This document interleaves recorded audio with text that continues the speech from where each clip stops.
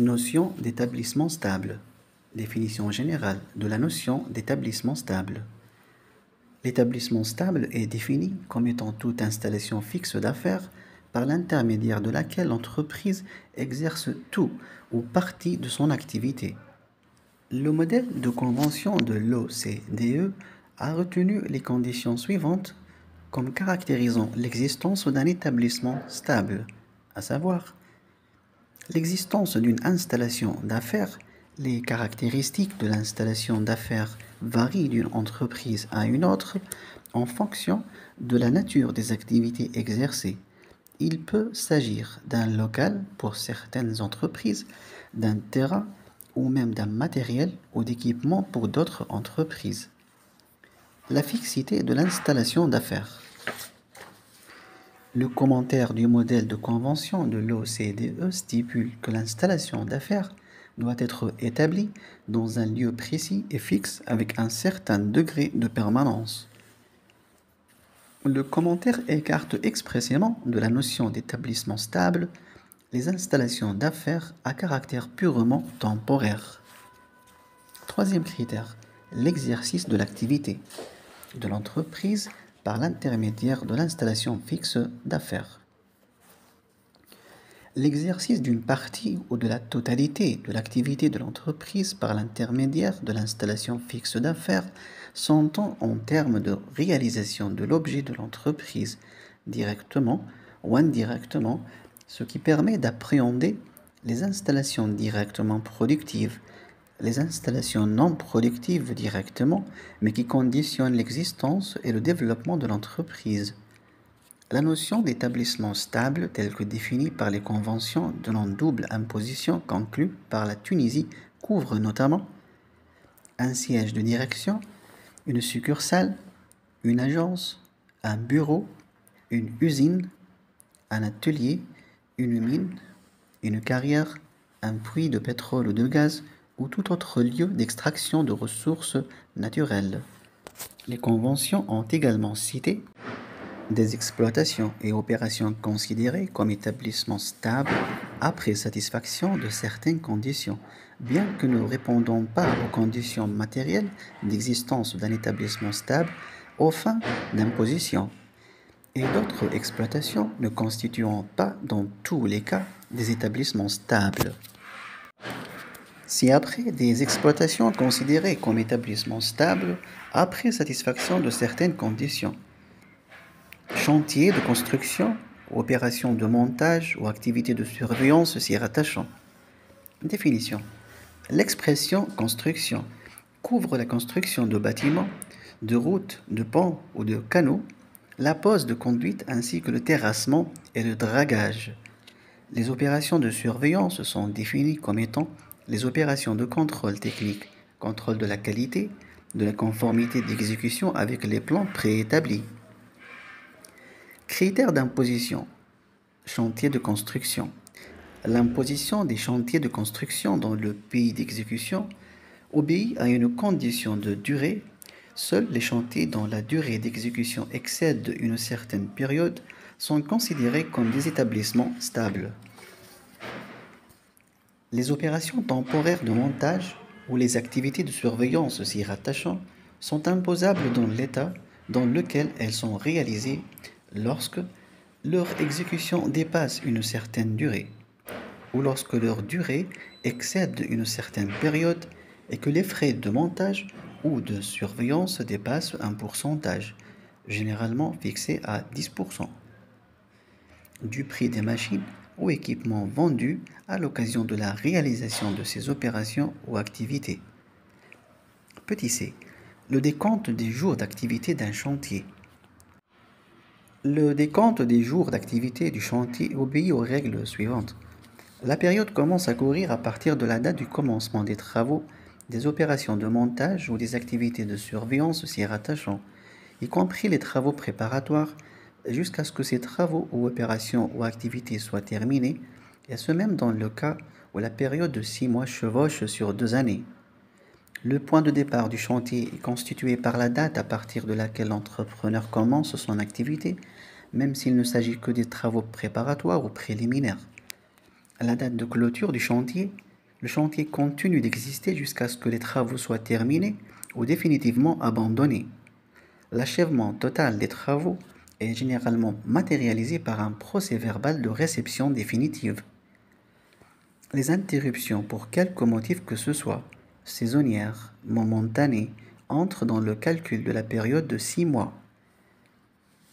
Le temps passé par chaque sous-traitant doit être considéré comme temps consacré par l'entreprise au marché et pris ainsi en considération pour la détermination de la période.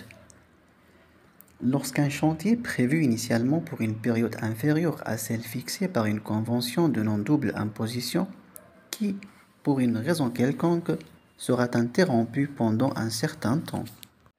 Pénurie, matériaux, mauvais temps, de façon à ce que l'achèvement du projet n'ait lieu qu'au-delà de la période fixée par la convention de non-double imposition, sera considéré comme un cas d'établissement stable. Il ne faut pas tenir compte du temps que l'entreprise a déjà passé pour l'exécution d'autres marchés qui n'ont aucun lien avec le marché concerné. L'appréciation de la durée doit être faite séparément pour chaque chantier. Toutefois, lorsqu'il est démontré qu'un même contrat est fragmenté entre plusieurs contrats complémentaires exécutés par la même personne ou par plusieurs entreprises dépendantes, afin d'éviter l'existence d'un établissement stable, l'état de la source peut valablement rattacher l'ensemble des contrats et en conséquence l'ensemble des revenus à un seul contrat. Lorsqu'on est en présence de plusieurs installations et ou chantiers, chaque installation ou chantier est considéré séparément pour les besoins de l'appréciation de l'existence ou non d'un établissement stable, et ce, sous réserve du principe de la force attractive, qu'on étudiera plus loin. Exemple 1. Une société non résidente a remporté un appel d'offres international pour la construction d'un barrage en Tunisie. Elle a signé 2 contrats. Un contrat relatif au génie civil qui va durer 15 mois, un contrat relatif à l'électricité qui va durer 5 mois. La société est résidente d'un État avec lequel la Tunisie a signé une convention de non-double imposition qui considère pour un chantier de construction qu'il y a établissement stable si la durée des travaux dépasse 12 mois. C'est le même chantier, la même société d'exécution des 2 composants du chantier et du même contrat puisqu'il s'agit d'un seul appel d'offres. Donc la fragmentation du contrat est artificielle, d'où la société non résidente est considérée comme établie pour une durée de 15 plus 5 mois. Si on suppose que les 2 contrats précités sont exécutés par 2 sociétés dépendantes, la dépendance peut être juridique ou économique, et on parle de dépendance économique lorsque la survie d'une entreprise filiale dépend d'une autre entreprise.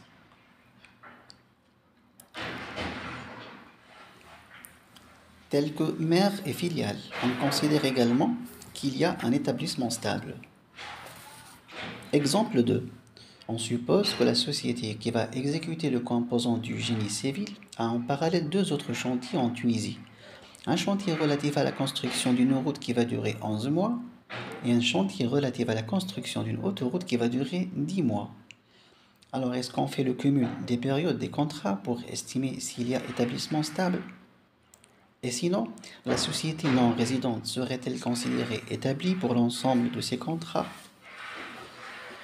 Au régime conventionnel, on calcule la durée contrat par contrat. Donc la société est considérée comme établie uniquement pour le barrage et impossible et imposable dans les conditions du droit au titre des seuls bénéfices en provenant sous réserve de l'application du principe de la force attractive. Si la société détient une seule comptabilité pour l'ensemble de ses travaux, il y a une partie des charges des 2 autres chantiers qui sera considérée non déductible. Par contre, en droit interne, tous les contrats sont considérés des établissements stables et dans le cas d'entreprises non résidentes disposant de plus d'un établissement stable en Tunisie. Le résultat fiscal est déterminé compte tenu des opérations réalisées par tous les établissements s'agissant d'une seule et unique entité. Une seule déclaration d'impôt sur les sociétés sera établie est déposé à la recette des finances de l'établissement stable principal, c'est-à-dire celui qui réalise le plus gros chiffre d'affaires en Tunisie. En l'absence de véritable installation fixe d'affaires, une entreprise étrangère peut avoir un établissement stable dans le cas où elle exerce ses activités par l'intermédiaire de personnes agissant pour le compte de la dite entreprise, lorsque cette personne dispose dans cet état de pouvoirs généraux qu'il y exerce habituellement, lui permettant de négocier et de conclure des contrat pour l'entreprise ou pour le compte de l'entreprise, contrat de vente, d'achat de biens ou de services, ou elle prend habituellement des commandes dans cet état exclusivement ou presque exclusivement pour l'entreprise elle-même ou pour l'entreprise et d'autres entreprises contrôlées par elle ou qui ont une participation dominante dans cette entreprise ou qui sont placées sous un contrôle commun. La dépendance des personnes qui agissent pour le compte de l'entreprise peut découler soit d'un lien juridique entre l'agent et l'entreprise, cas des salariés, ou d'un lien économique. Dans ce dernier cas, il peut s'agir aussi bien de personnes physiques que de personnes morales, lorsqu'il est prouvé que l'activité est exercée pour le compte exclusif de l'entreprise étrangère. Organisation du travail décidée par l'entreprise étrangère. Risques commerciaux supportés par l'entreprise étrangère. Exemple. La DGELF, la Direction générale, a considéré qu'une agence de voyage non résidente dispose d'un établissement stable en Tunisie du fait qu'il a été établi que la personne qui agit pour son compte en Tunisie est habilitée à conclure et à signer en son nom les contrats d'allotement avec les entreprises touristiques résidentes ou établies en Tunisie. Entreprises d'assurance. Les entreprises d'assurance non résidentes, à l'exception de la réassurance, sont considérées comme ayant un établissement stable en Tunisie, dans la mesure où elles y perçoivent des primes ou assurent des risques qui y sont encourus par l'intermédiaire d'une personne dépendante, et ce, indépendamment du fait que cet agent soit habilité ou non à engager l'entreprise. La qualité d'associé ou de membre dans une société de personnes ou assimilées.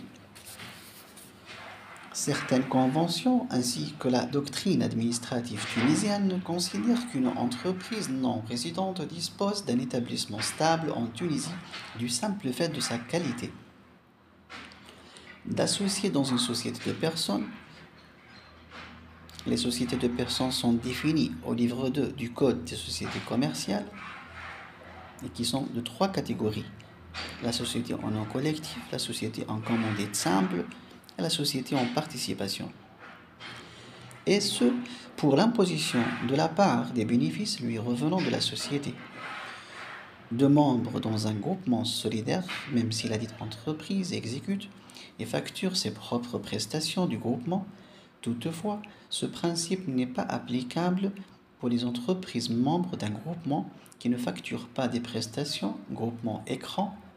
Dans ce cas, le groupement en question n'existe pas et est dispensé de toutes les obligations comptables et fiscales prévues par la législation en vigueur, à condition qu'il n'engage aucune charge et qu'il n'émette aucune facture. Pour les entreprises membres d'un groupement qui exécutent et facturent leurs prestations au groupement sans être solidaires avec les autres membres pour l'exécution des travaux objet du groupement.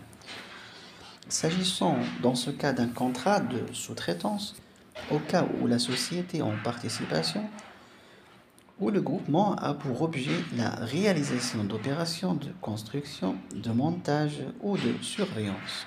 Chaque coparticipant, associé ou membre ne serait considéré comme disposant d'un établissement que si, notamment, la durée des opérations considérées est supérieure à celle fixée dans le cadre des conventions de non-double imposition. Exemple, soit un groupement qui s'est constitué de 3 sociétés résidentes respectivement en Allemagne, Japon et au Maroc pour l'exécution en Tunisie d'un marché de construction pour une durée de 5 mois. La société résidente en Allemagne a réalisé le lot numéro 1 des travaux de construction.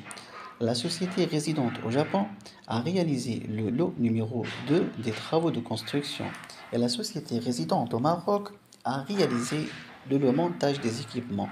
Chacun des membres a facturé les rémunérations relatives à ses propres travaux au maître de l'ouvrage.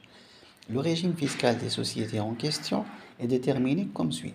Première hypothèse, les trois membres ont signé solidairement et conjointement le contrat relatif au marché concerné, quoique chacun des membres a exécuté son propre lot constituant l'objet du marché. Dans ce cas, les trois membres solidaires du groupement sont considérés comme établis en Tunisie, et ce indépendamment des dispositions des conventions de non-double imposition signées respectivement avec les pays de convention l'Union du Maghreb arabe et avec l'Allemagne. Deuxième hypothèse, les trois membres sont co-signataires du contrat objet du marché, mais chacun exécute son lot dans le marché en question sous sa propre responsabilité sans qu'il soit lié par aucune solidarité avec les autres membres du groupement. Dans ce cas, la qualité d'établi est attribuée selon la convention de non-double imposition qui lie la Tunisie au pays de résidence du membre concerné.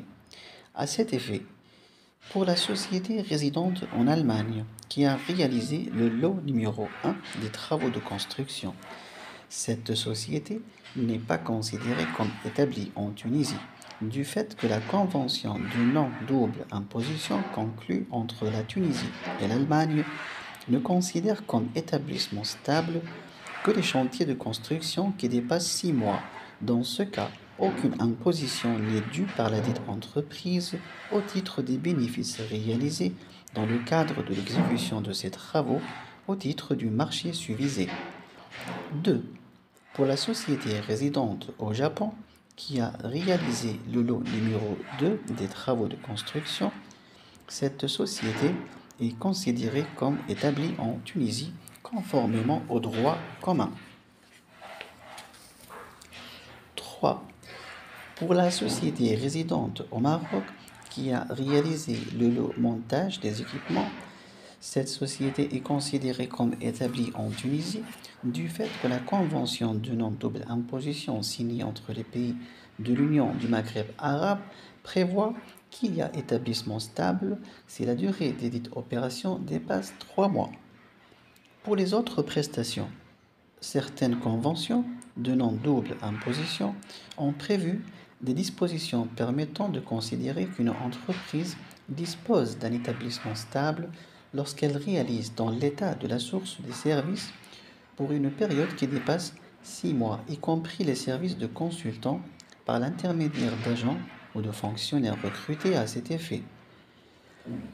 Par ailleurs, et du fait que la majorité des conventions n'a pas défini la notion d'établissement stable pour tous les autres services, et que la législation fiscale en vigueur en Tunisie n'a pas également abordé cette notion, et en consécration de la doctrine administrative et des commentaires du modèle de la Convention de non-double imposition de l'Organisation de coopération et de développement économique.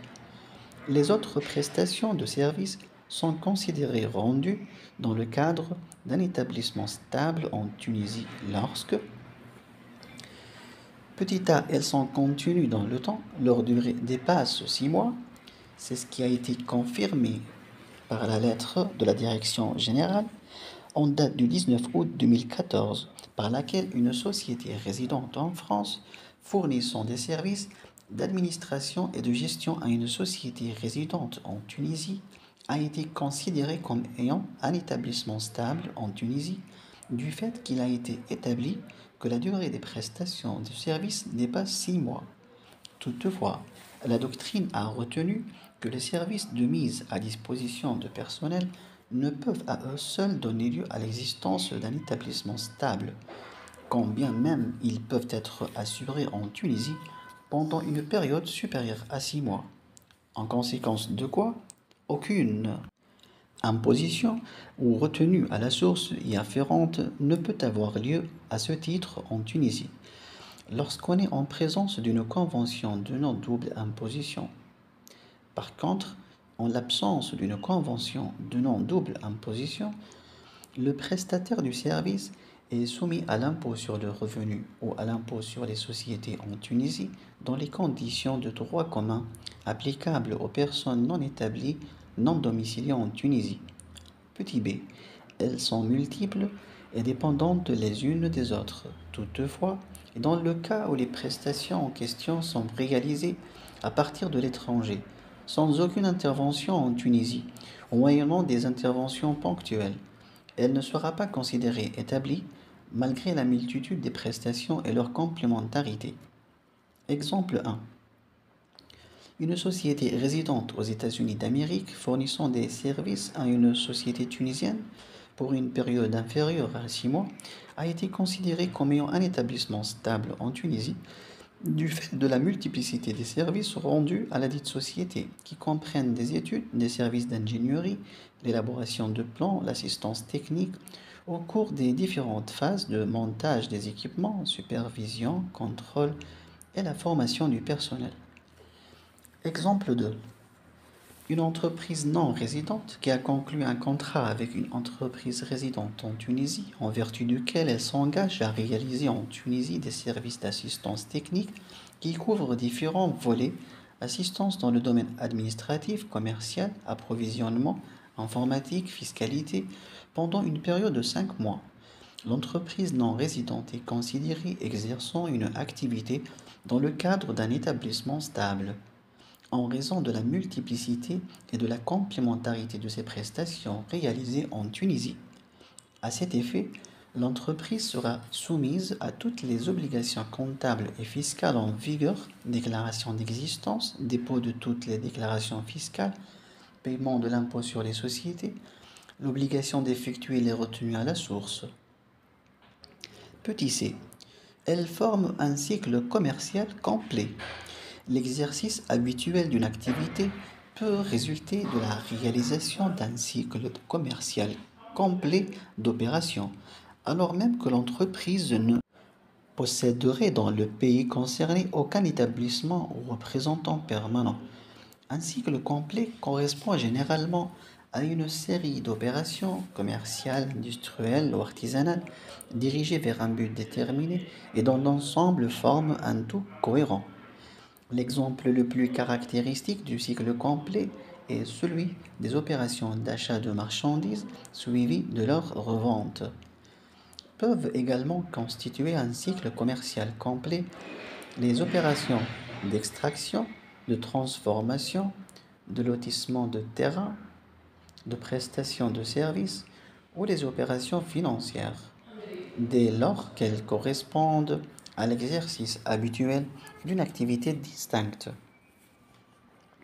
C'est ce qui a été confirmé par la lettre de la Direction générale en date du 28 septembre 2012, qui a considéré qu'une société résidente aux Pays-Bas qui a organisé un tournoi de poker en Tunisie pendant une semaine exerce son activité en Tunisie dans le cadre d'un établissement stable du fait de la multiplicité des prestations qu'elle a réalisées dans le cadre du dit tournoi de poker et leur complémentarité, de façon qu'elle forme un cycle commercial complet qui comprend notamment les services de transport aérien international, de réservation, d'assurance, les prestations de logement, d'hébergement, la participation au tournoi de poker et l'organisation d'excursions et de réceptions. Petit d. Elle nécessite une installation fixe d'affaires, telles que les opérations de forage des puits de pétrole, sauf exception prévue par la Convention, tel le cas des opérations de forage réalisées en Tunisie par une entreprise résidente aux États-Unis d'Amérique, qui sont considérées réalisées dans le cadre d'un établissement stable lorsque leur durée dépasse 183 jours par période de 365 jours. Cas particulier de certaines opérations et exploitations non considérées comme établissements stables. Bien que répondant aux caractéristiques matérielles d'établissements stables, certaines opérations et exploitations sont expressément exclues par la plupart des conventions de non-double imposition de la définition de la notion d'établissement stable. Il s'agit notamment une installation fixe d'affaires est utilisée aux seules fins de stockage, d'exposition ou de livraison de biens, de marchandises appartenant à l'entreprise. Certaines conventions de non-double imposition, telles que la convention tuniso-suédoise, considèrent les installations utilisées aux fins de la livraison de marchandises comme étant des cas d'établissement stable. Dans ce dernier cas, l'installation ne serait pas regardée comme établissement stable à la condition notamment qu'aucune commande d'achat ne soit passée en Tunisie et que les factures soient établies par le siège central de l'entreprise situé à l'étranger. Des biens ou des marchandises appartenant à l'entreprise sont entreposés aux seules fins de transformation par une autre entreprise. Toutefois, si le stock de marchandises est utilisé aux fins de livraison régulière de marchandises pour l'entreprise ou pour le compte de l'entreprise, il sera considéré comme cas d'établissement stable donnant lieu à imposition en Tunisie. Une installation fixe d'affaires est utilisée aux seules fins d'acheter des biens ou de marchandises ou de réunir des informations ou à des fins de publicité pour l'entreprise. Il s'agit des installations qui sont utilisées par une entreprise étrangère à titre de propriétaire, de locataire, aux seules fins d'acheter des marchandises pour l'entreprise, qui doivent être totalement exportées vers l'État ou l'entreprise à son siège central, soit ailleurs. En cas d'achat en Tunisie et de livraison en Tunisie, alors même que les factures sont établies par le siège central situé à l'étranger, et sans même qu'il y ait en Tunisie d'installation fixe d'affaires, les bénéfices réalisés en Tunisie seront considérés comme réalisés dans le cadre d'un établissement stable. C'est la notion du cycle commercial complet. Il s'agit également d'installations qui sont utilisées pour la prospection du marché sur la nature des produits commercialisables, leurs caractéristiques. Une installation fixe d'affaires est utilisée aux seules fins d'exercer pour l'entreprise toute autre activité de caractère préparatoire ou auxiliaire. Il s'agit des services qui sont réalisés antérieurement à l'exercice de toute activité économique et à la réalisation effective de bénéfices dans l'état de la source. Une installation fixe d'affaires est utilisée aux seules fins de l'exercice cumulé des activités ci-dessus mentionnées à condition que l'activité d'ensemble de l'installation fixe d'affaires résultant de ce cumul garde un caractère préparatoire ou auxiliaire. Exemple. Pour une société résidente de France qui dispose d'un bureau de liaison en Tunisie qui assure une assistance technique gratuite aux clients de la société, l'administration a retenu qu'au cas où l'activité du bureau est limitée à la seule fourniture d'informations et de renseignements aux clients sur les qualités et l'usage des produits de la société française, le dit bureau ne sera pas regardé comme étant un établissement stable au sens de la Convention tuniso-française de non-double imposition, et qu'en conséquence aucune imposition au titre de l'impôt sur les sociétés ne sera due. Par contre, au cas où l'activité du bureau dépassera la simple fourniture d'informations pour porter sur l'assistance technique, et dès lors que l'activité du dit bureau n'aura pas un caractère auxiliaire, mais un caractère directement productif, dans le sens où il renforce la présence commerciale de l'entreprise étrangère en Tunisie et accroîtra en conséquence ses profits. Il sera considéré comme un établissement stable donnant lieu à imposition dans les conditions de droit commun, bien que ces prestations sont gratuites. Il y a à noter que pour toutes ces installations d'affaires, aucune réception ni satisfaction de commande pour l'entreprise ou pour d'autres entreprises contrôlées par elle ou qui sont placées sous contrôle commun ne doit avoir lieu à partir de la Tunisie. Par contre, si les commandes sont passées auprès des installations situées en Tunisie, alors même qu'elles sont transférées au siège central, sans intervention ni au niveau de la négociation des prix, ni au niveau de l'opération de vente, et que les factures sont établies par le siège, les dites installations seront considérées comme des cas d'établissement stable donnant lieu à imposition en Tunisie, ne doivent pas dépasser le caractère préparatoire ou auxiliaire. Un grand 2. Les bénéfices imposables des établissements stables. Principe. Les bénéfices qui sont rattachés à l'établissement stable sont seuls ceux réalisés dans le cadre du dit établissement et provenant de son activité principale, ainsi que ceux exceptionnels et accessoires. Tout autre revenu réalisé par l'entreprise non résidente en Tunisie en dehors de l'établissement stable est traité comme un revenu réalisé par une entreprise non résidente et non établie en Tunisie, à condition que le revenu en question ne provienne pas de l'exécution d'une partie de l'objet de l'établissement stable. Il est entendu par bénéfice imputable à l'établissement stable les bénéfices que l'établissement aurait réalisés s'il avait constitué une entreprise distincte, exerçant la même activité que le siège, ou une activité analogue dans des conditions analogues ou similaires, et agissant en toute indépendance avec le siège. Exemple. Exception. Certaines conventions de non-double imposition permettent de rattacher des revenus provenant de l'exercice d'une activité en Tunisie en dehors de l'établissement stable au bénéfice du dit établissement stable et de les imposer en tant que tels, et ce, en application de la notion de la force attractive de l'établissement stable.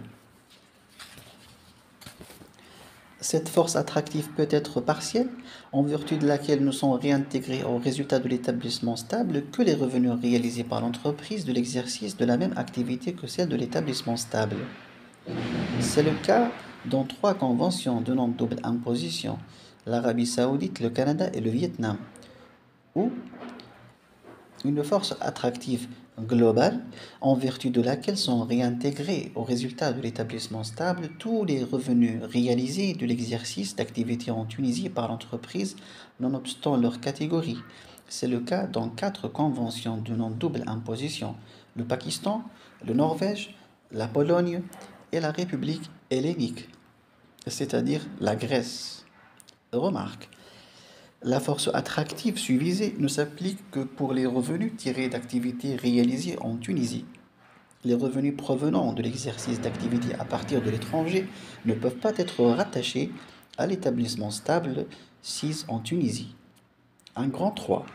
Détermination du résultat imposable et obligations fiscales des établissements stables tunisiens des entreprises étrangères.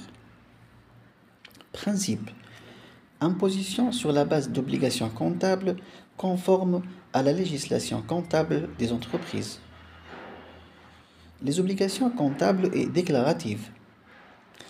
Les établissements stables tunisiens des sociétés non résidentes sont soumis à l'impôt sur le revenu ou à l'impôt sur les sociétés dans les conditions du droit commun.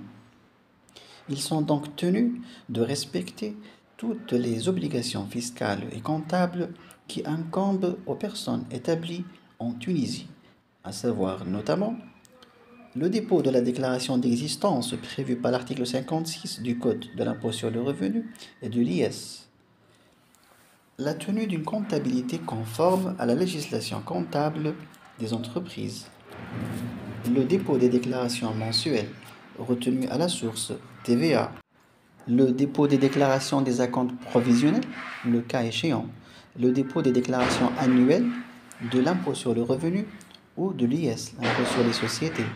Modalité d'imposition des établissements stables.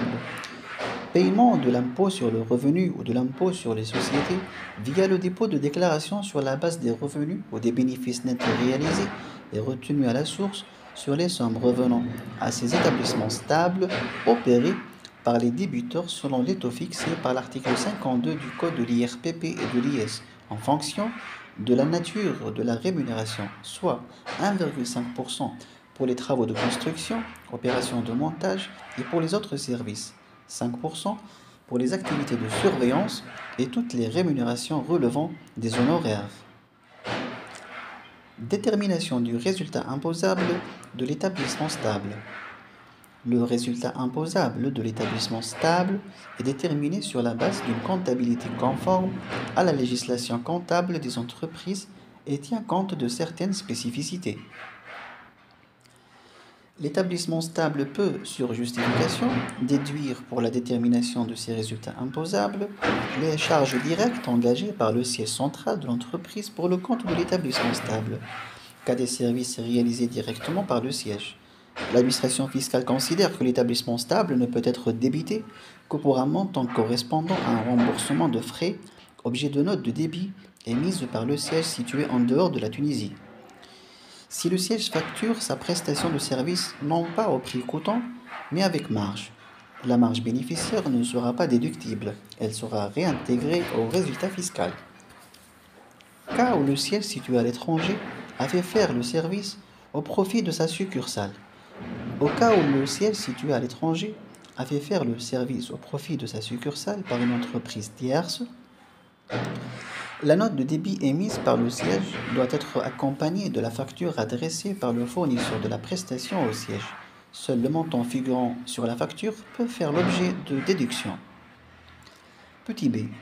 Une quote-part des frais généraux d'administration engagés par le siège. Le droit à la prise en charge d'un quote-part des frais de siège est admis par l'administration fiscale dans la mesure où ces frais sont jugés par l'administration fiscale comme indispensables pour la gestion de l'établissement stable tunisien, et ce, dans une limite déterminée à partir de son chiffre d'affaires et du chiffre d'affaires global de l'entreprise comme suit.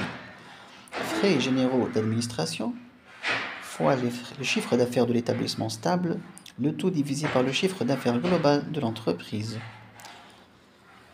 Les frais généraux engagés par le siège et pris en compte pour la détermination de la quote-part déductible au niveau de l'établissement stable ne doivent pas comprendre notamment les charges et les amortissements afférents aux éléments d'actifs qui ne génèrent pas de revenus à l'établissement stable s'ils en Tunisie. Immeubles, portefeuille, investissement. Les charges directes engagées pour le compte exclusif de l'établissement stable dès lors qu'ils sont déductibles totalement, et ce, pour éviter leur double déduction, tels que les frais de mission et de déplacement des techniciens et agents envoyés par le siège à l'établissement stable. Tous les frais et charges qui n'ont aucune relation avec l'activité de l'établissement stable s'ils en Tunisie. Les salaires exorbitants alloués à certains administrateurs du siège ou à des titulaires de véritables postes de complaisance et d'une façon générale, tout frais destiné à majorer ces frais de siège. La partie excessive des charges qui seraient jugées anormalement élevées par rapport à l'importance de l'agence. Et ce général tout frais non justifié par des documents authentiquement valables. Remarque, au cas où il n'y a pas de convention de non-double imposition, la quote-part des frais généraux d'administration déductibles pour la détermination du résultat fiscal de l'établissement stable ne peut excéder 10% du chiffre d'affaires du dit établissement stable. Les frais généraux de siège, à imputer partiellement ou totalement à l'établissement stable, doivent être justifiés notamment au vu de bilans certifiés par l'administration fiscale de l'état de la résidence ou de l'entreprise par le commissaire aux comptes. Exemple. Supposons qu'une entreprise indépendante a concédé à une société non résidente des brevets d'invention et des marques de fabrique. Hypothèse 1. Les droits concédés sont mis à la disposition exclusive de l'établissement stable. Hypothèse 2. Les droits concédés ne sont pas mis à la disposition exclusive de l'établissement stable. Dans le premier cas, la charge est imputable directement et en totalité à l'établissement stable. Dans le deuxième cas, l'établissement stable sera débité à concurrence d'une quote-part des frais engagés par le siège correspondant à un remboursement de frais. Seul le coût du service rendu à l'établissement stable peut être imputé, à savoir l'amortissement. Cas particulier des amortissements et des charges relatifs aux éléments d'actifs mis par le siège à la disposition de l'établissement stable. Cas d'inscription des éléments parmi les actifs de l'établissement stable. Dans ce cas, l'établissement stable peut enregistrer des amortissements au titre des éléments d'actifs amortissables conformément à la législation fiscale en vigueur et les déduire pour la détermination de son assiette imposable. La base des amortissements est constituée dans ce cas particulier par la valeur comptable nette des éléments concernés, telle qu'elle figure au bilan du siège à la date de leur transfert en Tunisie, majorée de tous les frais et charges engagés pour leur mise en exploitation, transport, assurance, droits de douane. Toutefois, dans le cas où la valeur déclarée en douane des dits éléments est inférieure à leur valeur comptable nette au bilan du siège, les amortissements sont calculés sur la base de la valeur déclarée en douane, majorée des frais et droits susvisés. En cas de réexportation des éléments au siège, s'ils à l'étranger, ils sont retirés du bilan de l'établissement stable sur la base de leur valeur comptable nette figurant au bilan à la date de leur réexportation. Cas de non-inscription des éléments parmi les actifs de l'établissement stable. Dans ce cas, les charges admises en déduction pour la détermination du résultat imposable de l'établissement stable sont celles ayant été engagées pour mettre les éléments d'actifs à la disposition de l'établissement, soit les loyers au cas où le matériel a été loué, soit les amortissements comptabilisés par le siège et correspondant à la durée d'utilisation des éléments par l'établissement stable, au cas où le matériel a été mis par le siège à la disposition de l'établissement stable sans qu'il ne soit inscrit parmi ses actifs. Les dits amortissements sont déduits en tant que charge et non en tant qu'amortissement. Donc, ils sont déductibles même si l'annuité d'amortissement dépasse celle calculée selon la législation fiscale en vigueur. 1.4. Obligation relative à la retenue à la source à opérer par les établissements stables. Les établissements stables tunisiens, des entreprises étrangères, sont tenus, nonobstant leur régime d'imposition en matière d'impôt sur le revenu ou d'impôt sur les sociétés, d'effectuer conformément à la législation fiscale en vigueur la retenue à la source sur tous les montants qu'ils paient pour leur compte ou pour le compte d'autrui, et qui font partie du champ d'application de la retenue à la source au titre de l'impôt sur le revenu ou l'impôt sur les sociétés tel que fixé par le droit commun et par les conventions de non-double imposition, ainsi que la retenue à la source au titre de la TVA au taux de 100%, le cas échéant. En ce qui concerne les sommes payées au siège en contrepartie de services rendus à l'établissement stable, cas où les services sont rendus directement par le siège avec ses propres moyens, la retenue à la source au titre de l'impôt sur le revenu ou de l'impôt sur les sociétés n'est pas exigible sur les sommes payées au siège à titre de remboursement de frais en contrepartie de services que ce dernier a rendus à l'établissement stable, et ce lorsqu'ils font l'objet de notes de débit dans la limite du remboursement de frais réels engagés ou lorsqu'ils sont facturés avec marge. Cas où les frais engagés par le siège pour le compte de l'établissement stable en contrepartie de services rendus par une tierce personne autre que le siège. La retenue à la source est dans ce cas exigible et elle a lieu comme suit.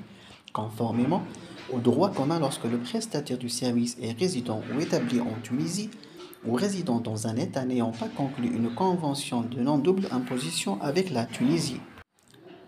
Selon la convention de non-double imposition conclue entre la Tunisie et l'État de résidence du prestataire du service dans les autres cas, la retenue à la source au titre de la TVA reste, dans tous les cas, que la prestation soit rendue par le siège ou par une autre personne, due au taux de 100% lorsque le prestataire du service est non-résident non établi, et ce, nonobstant son état de résidence. Cas de facturation à un établissement stable de frais qui lui sont relatifs et qui ont été engagés par le siège en contrepartie de services rendus par une tierce personne au siège avant la création du dit établissement stable. Il s'agit de services tels que ceux relatifs à la participation à l'appel d'offres que le siège a gagné et qui fait l'objet de l'établissement stable auquel les frais ont été refacturés. Aucune retenue à la source n'est exigible dans ce cas, ni en matière d'impôt direct, ni en matière de TVA, s'agissant de sommes payées avant la création de l'établissement stable par une société non résidente à une tierce personne. En ce qui concerne le cas particulier des intérêts, les intérêts déductibles sont ceux relatifs aux sommes prêtées à l'établissement stable par des tierces personnes, à condition que leur taux ne soit pas exagéré par rapport au taux pratiqué sur le marché. La retenue à la source au taux de 100% au titre de la TVA 7% est également exigible.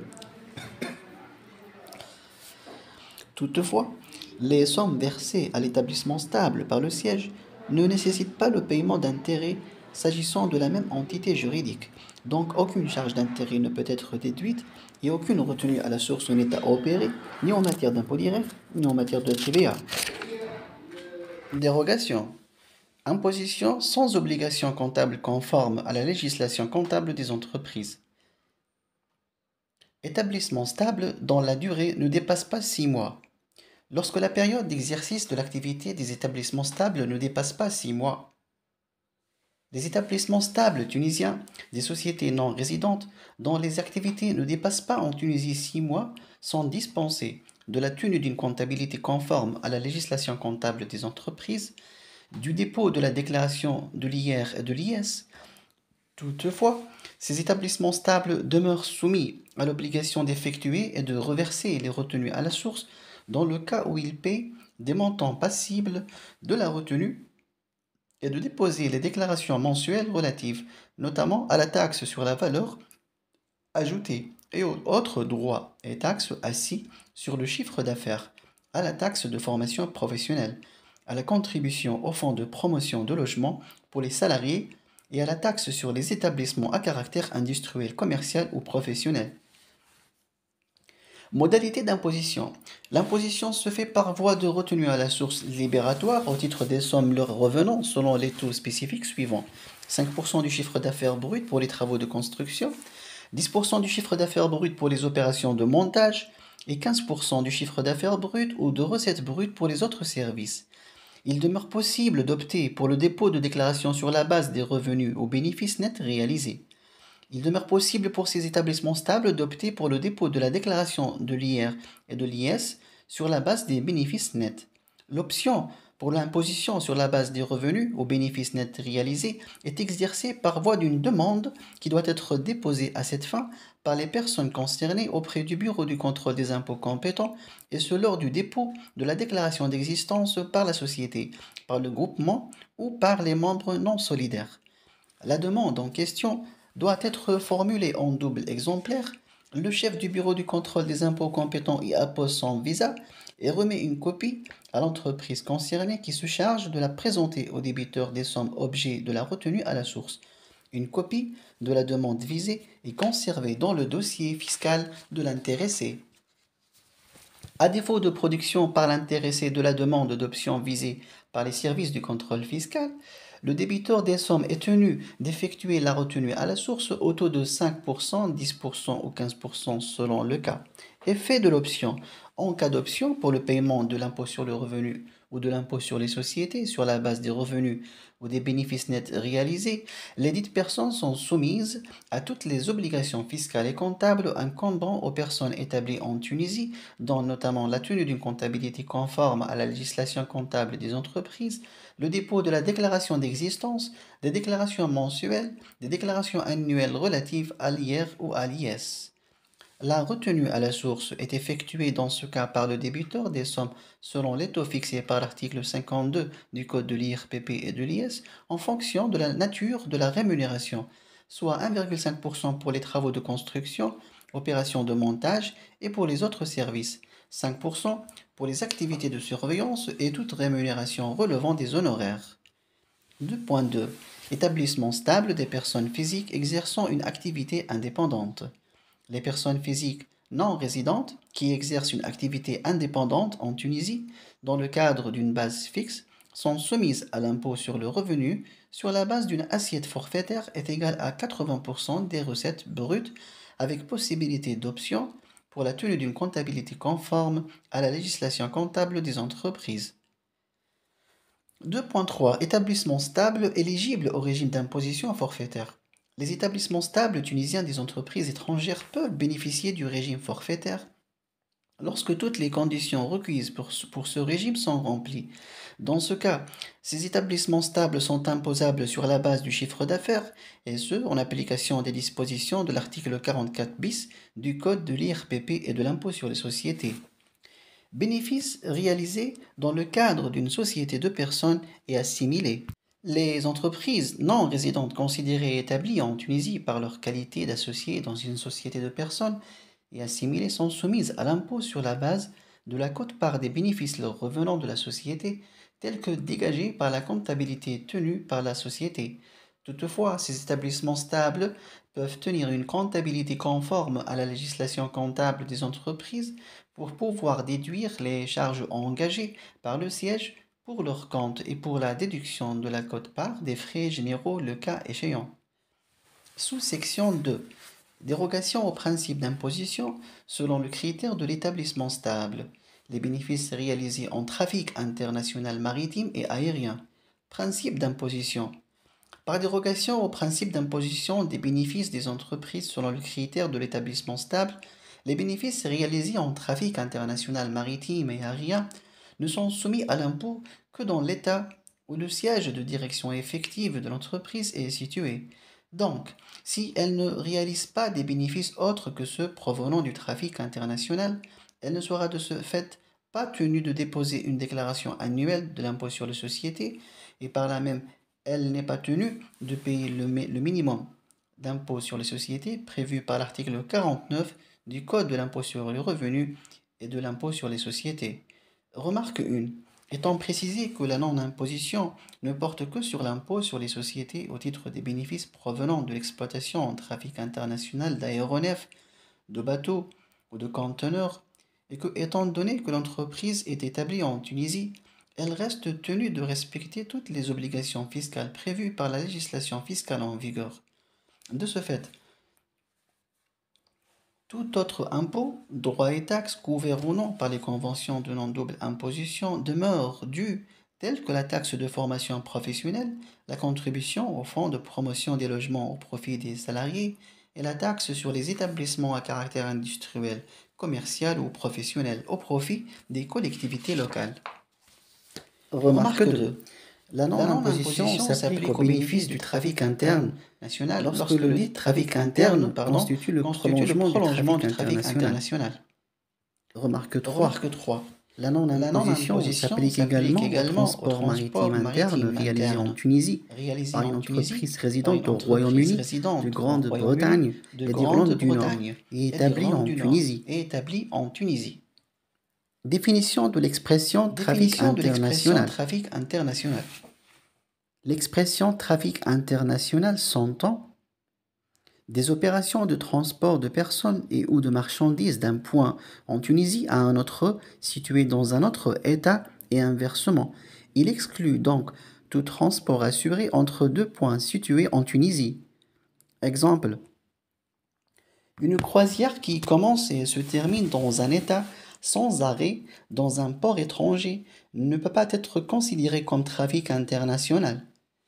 Des opérations connexes au transport international pour le permettre, le faciliter ou le soutenir, telles que la location de navires ou d'aéronefs avec équipage ou coque nue, ou la location ou le stockage de conteneurs, lorsque de telles opérations sont assurées par le propriétaire à titre occasionnel et à la condition que l'entreprise propriétaire ait pour objet le transport international.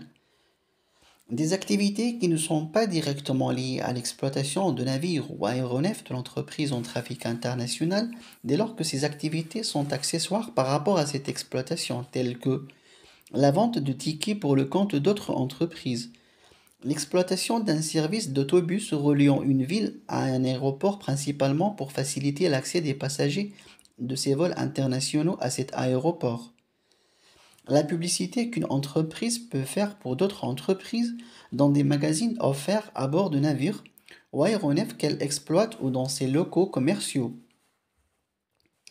Les revenus d'investissement d'entreprises de navigation maritime ou aérienne, revenus de titres, d'obligations, d'actions ou de prêts, par exemple, lorsque l'investissement qui génère ces revenus fait partie intégrante de l'activité d'exploitation des navires ou aéronefs en trafic international, tels que les revenus d'intérêt générés par exemple par le flux de trésorerie requis dans un État contractant pour l'exercice de cette activité, ou par des obligations placées en garantie lorsque la loi l'exige pour l'exercice de l'activité ou le placement des excédents de trésorerie. Dans de tels cas, l'investissement est nécessaire pour permettre l'exploitation des navires ou aéronefs sur ce site. Par contre, l'exonération au pays de la source ne s'applique pas aux revenus d'intérêt générés par le placement à court terme des bénéfices générés par l'exercice local de l'activité de l'entreprise. Cas particulier des rémunérations en contrepartie de la location des conteneurs et les surestaries pour leur restitution hors délai. Conformément aux commentaires des dispositions de l'article 8 des conventions, les bénéfices réalisés par les entreprises exerçant l'activité de transport international de la location de conteneurs font partie des bénéfices du trafic international et sont, de ce fait, concernés par les dispositions du dit article s'agissant d'une activité accessoire ou occasionnels. C'est à ce titre qu'ils seront imposés au pays de la résidence.